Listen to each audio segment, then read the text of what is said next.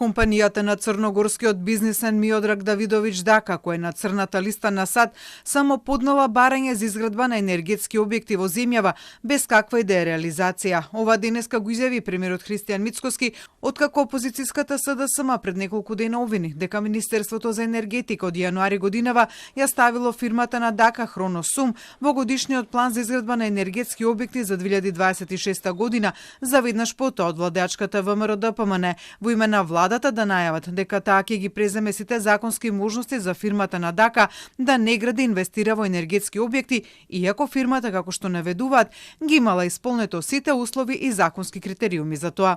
Мицкоски на прашањето кога владата ќе го повлече договорот со Дака, беше повоздржан од неговата партија околу законските критериуми кои ги исполнува компанијата Хроносум за изградба, велејќи дека за такви инвеститори нема место во Македонија.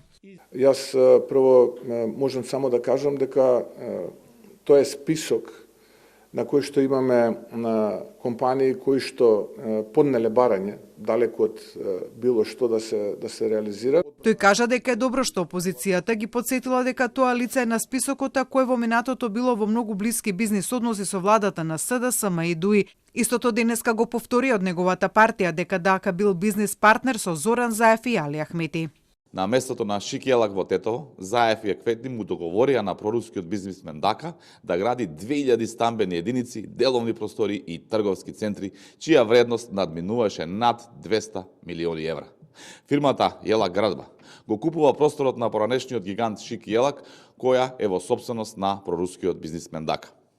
СДС и ДУИ овој имот, кој што е државен, го ставиле на продажба на Дака по дури 4 пати пониска цена. За ангажирањето на компанијата на црногорскиот бизнисмен од страна на актуелната влада се огласи од СДСМ, од каде наведуваат дека фирмата на Дака, која е на црната листа на САД, може да влезе во годишниот план на Министерството за енергетика, како што велат, само поради бизнис мрежата на Мицкоски и неговиот интерес во енергетиката. Клучната улога во овој скандал ја има Сања Божиновска, главниот оперативец на Мицковски во енергетиката, вмешана во повеќе сомнителни бизнис релации со Руднап и Адамовиќ. Таа ја внела фирмата на Дака во годишниот план за изградба на енергетски објекти за 2026 година. Станува збор за сериозни индиции за организирана корупција на највисоко ниво. Од СДСМ повторно го повика јавното обвинителство веднаш да постапи и да го истражи случајот.